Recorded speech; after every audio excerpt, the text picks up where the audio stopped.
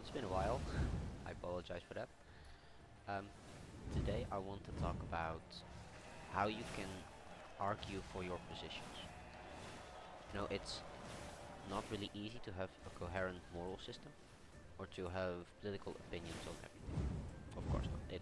It's impossible. You can just know everything in advance and you can just have the correct opinion always. Alright, it requires a lot of thought. It requires a lot of arguments, consistency. You know, these are some of the few things you need if you're going to talk about politics or morals or ethics in a general sense. So I have thought of three things that are very, very important just to have a good ethical framework and to have good political positions. So the first thing you need to really focus on or to think about is your moral axiom, which basically means you have a position that you think is very viable. This is basically your core position. It's subjective. Morals is subjective, at least in my conviction. If you don't think morals are subjective, you either have to believe in divine command theory, or you have possibly gapped the is ought question, which are definitions you do not need to worry about. But for the sake of argument, there are subjective morals, which means that you need to have a core axiom, a statement that can differ from you or another person, but it is the fundamental belief of your system. You know, so mine, for example, would be freedom. I value freedom a lot, so I think freedom is good, and I therefore can argue for other positions that I think are good based on freedom. So very simply put, I think, for example, having LGBTQ rights is a good thing because it leads to freedom to those people. I think, for example, democracy is a good thing because it leads to freedom of the people, the population, the freedom to make their own decisions in the country.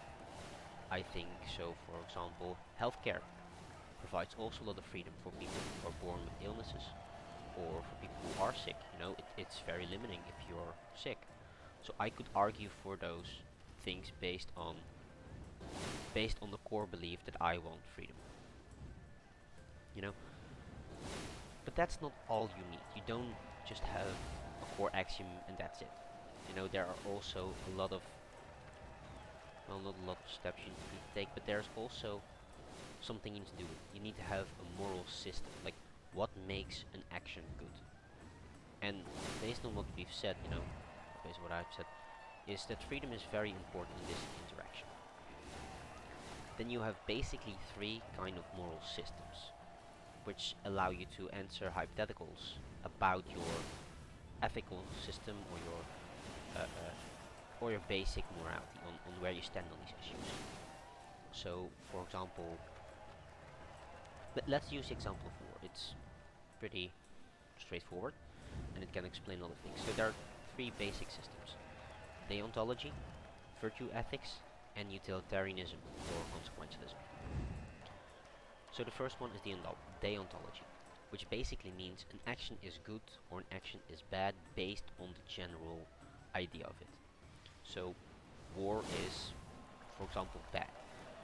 So if you are a deontologist, you can say war is bad, and I would agree. War is bad. Generally speaking, war only has poor outcomes to the people who are fighting in the war, to the aftermath of the war. It's an economic drain. You can see it in Ukraine, and you can see it in with the Ukraine-Russia war. A lot of people are getting their hurts.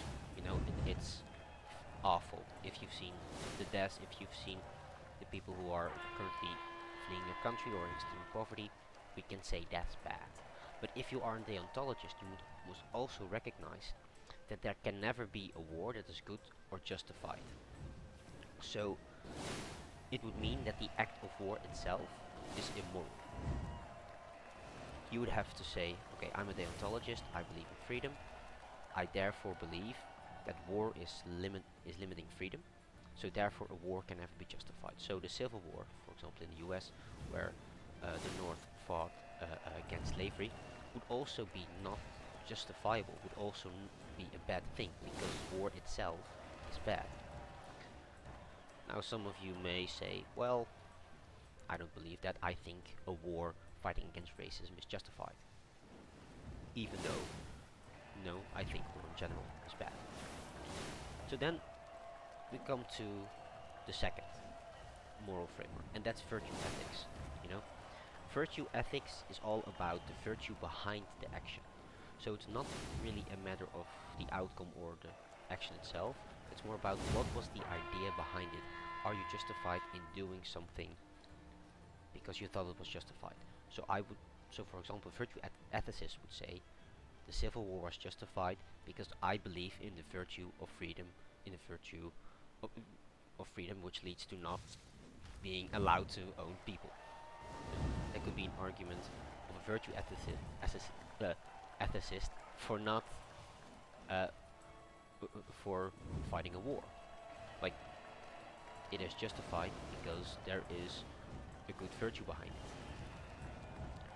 Again, they would also agree that most wars would be bad, of course, except when the virtue of it would be acceptable.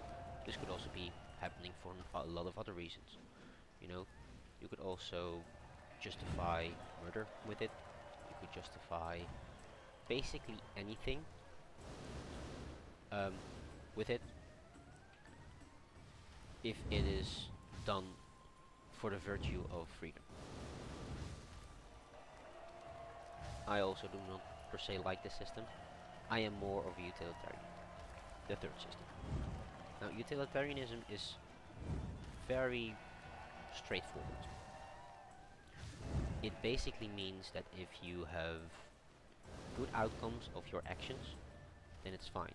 Even if you have to sacrifice something before it as well. You know, so a famous example is the trolley car problem. You know, you are in a cart and the brakes are broken. Now, there are two tracks ahead of you. One that has 5 people working on it, and the other one has 1 person working on it. So what do you do? Well, a utilitarian would say, I would have to steer into the direction of the 1 person, because even though there is still being harm done to 1 person, it is for the best of 5 of them. So they might also argue the Civil War was justified since it has now led to the outcome that black people are currently free. You know, they're not slaves anymore. That would also be a good thing that they would probably consider the Civil War being justified in. The lives lost in that war have secured the lives of freedom of black people in the US.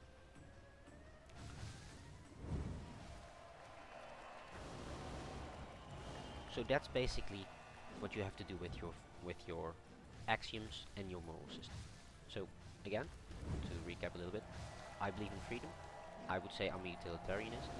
So I would have to argue that if there are positions that expand the freedom of people, if there are positions that, even though they may cost a lot or they may limit some people's freedom, if it's for the greater good of to produce freedom, then I would say that that would be a moral thing to do.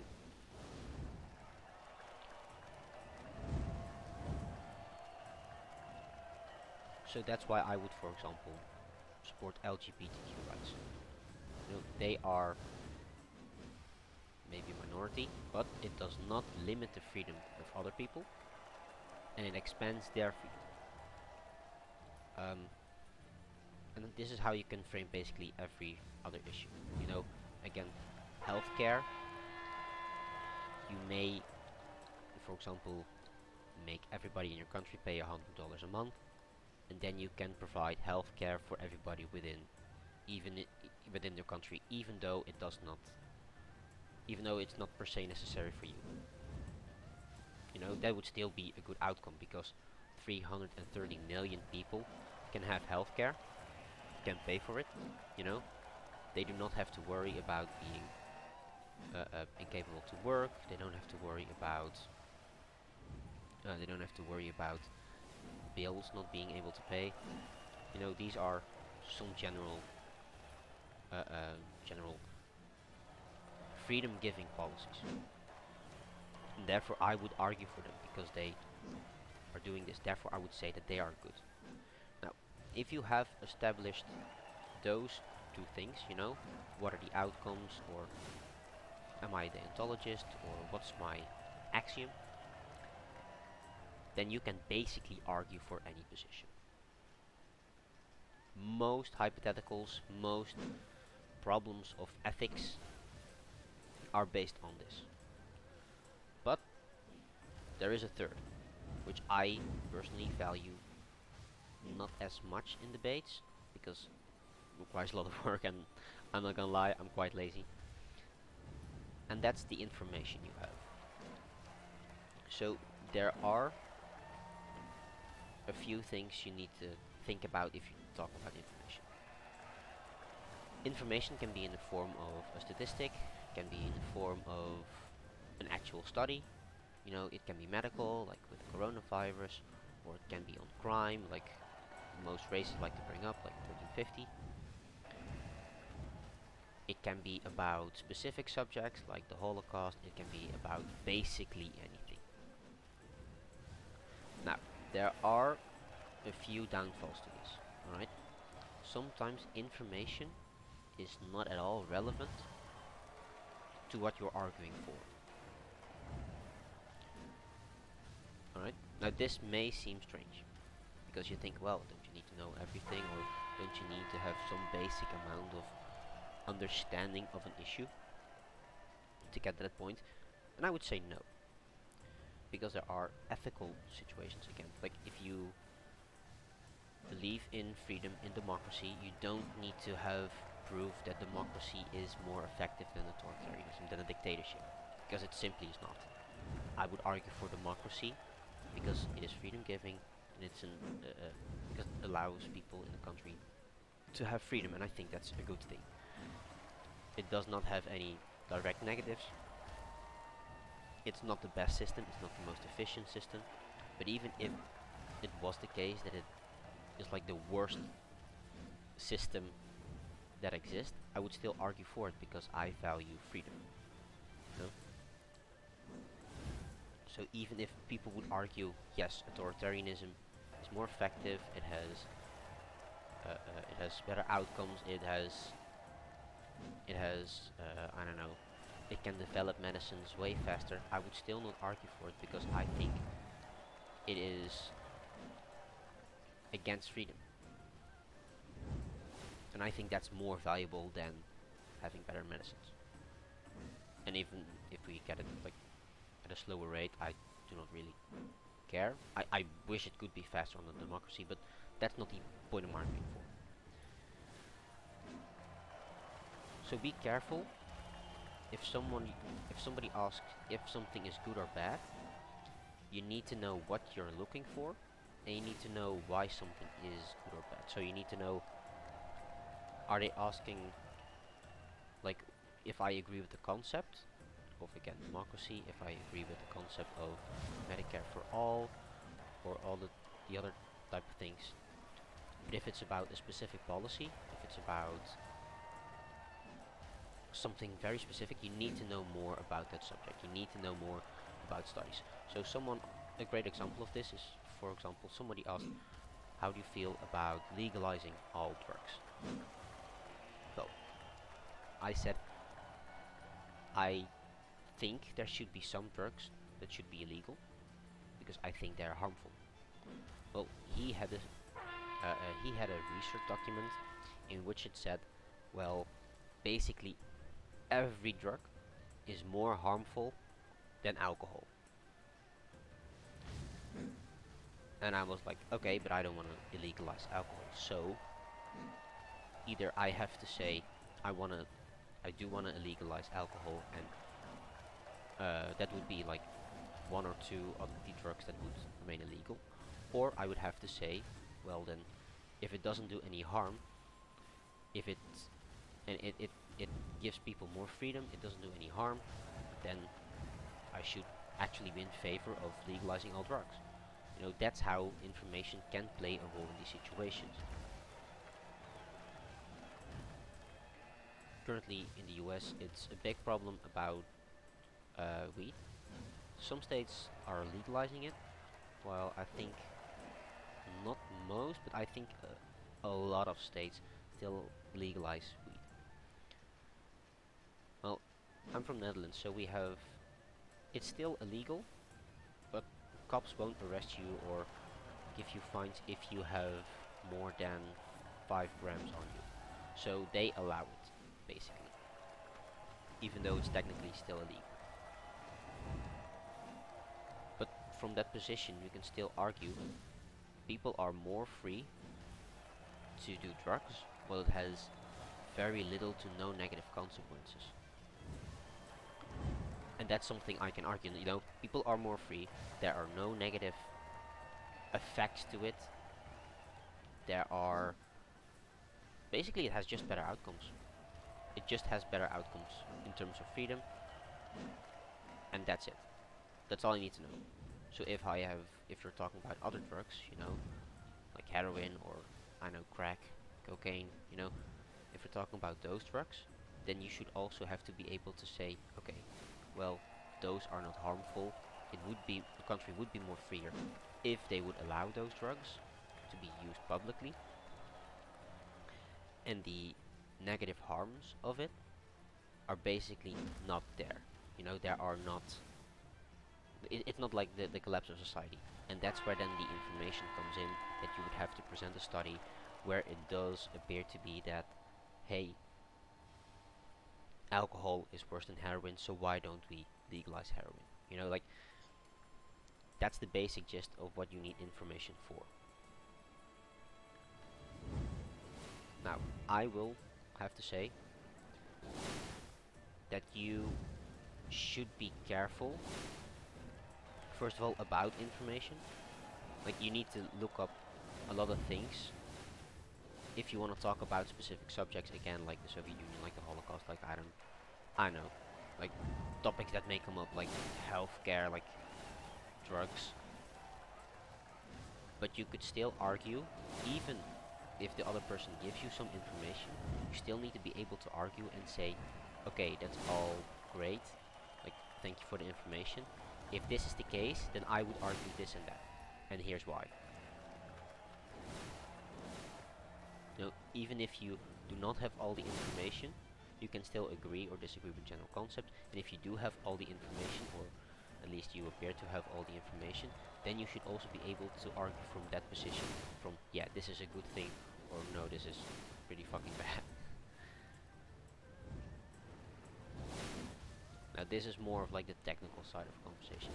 I recommend, by the way, if you wanna see how not to have an ethical framework, I would recommend watching Vosh, arguing with non-compete. It's he's a large YouTube channel, but he has done a debate with non-compete. He has put his argument forth, while non-compete without a moral system could not defend his positions. I'll recap it quickly. There are some extreme examples, so don't turn away from it. It is important to recognize what has happened in that debate. So basically, Vosh was asking non-compete, why do you think this is wrong? Why do you think this is wrong? Why do you think, for example, racism is wrong? And he had to answer, because it does harm. That's the basic gist of it. Because it does harm, therefore it's bad. I agree with that. Completely. Fine. Eventually, it comes to a point where Vosh asked about the Holocaust. I don't quite remember it, which is pretty bad actually. I just saw it like a few days ago. Where basically he asked him, why was it bad to do a genocide? Why was the Holocaust bad? And he gave a very strange answer. You know, from my perspective, it would be the Holocaust was bad because it limited the freedom of the Jewish people in Germany, limiting to an extent of killing them, of course. But get by. So that's the basic argument, you know. It hurts people, so we should not do a genocide. Fairly straight up point. But non-compete answered, because the Nazis did not have a grip on reality, because they did not know that the Jewish people were not controlling the banks. And as Vars explains, if you say they did something because something was not true about their ideology, would not that mean that if it was true that it would be justified? You need to know why. It does not matter if something is good or bad based on uh, um, based on truth or not, you know. The general gist of it is that you should know whether something is good or bad just by the position there. It does not matter about the facts, okay? Something is bad or good based on your moral system and based on the general facts you know about what happened. You know, like if someone like genocided a race that is purely evil, then maybe you could make an argument against it, or maybe you could make an argument for it, but that's not the world we live in. It's, I feel like I'm rambling, but I hope I can make clear how important it is to have an ethical system. And the information, again, the information that comes with it is not the most important part of it. Just remember that, okay? Remember why you believe something, and if a situation changed, if that would change your perspective on it as well. Anyway, I've talked enough. I hope I can do maybe in the future like a video about debate tactics and maybe fallacies, like more getting into the argument or more getting into, I know, the more of the etiquettes of debate. You know, do's and don'ts, arguments you should or should not make, things you should consider when you are debating. I feel like that's important. Maybe I can show you guys a debate soon. I would like to make a video on that. Hey, leave a comment in the description if you want to see me debate someone. Could be about any topic. I'll try if I can. I'll try if I can find someone who would be willing to debate me on that topic, and then we can, you know, talk about it. Then we can look. Hey, this is how you debate. This is how I have my positions figured out. This is how I what I do and what I don't do during debates. So yeah, I think that's the end of the video. Hey, if you, again, if you, you know, want to see me debate someone, if you want to debate, message me, type it in the comments. I'll try to reach out to you. Yeah, and that being said, I hope you enjoy this video, and I'll see you next time. Goodbye.